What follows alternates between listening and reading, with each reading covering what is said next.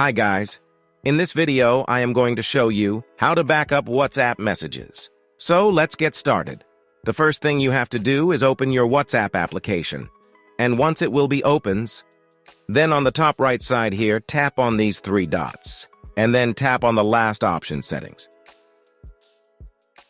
Next, tap on this option chats.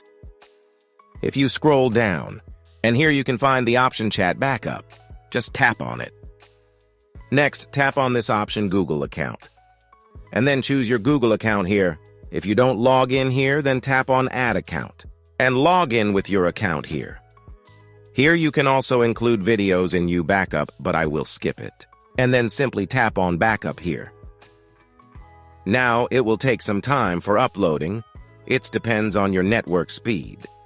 So it was the simple and easiest way in which you can back up WhatsApp messages. If you found this video useful, please show your support with a like.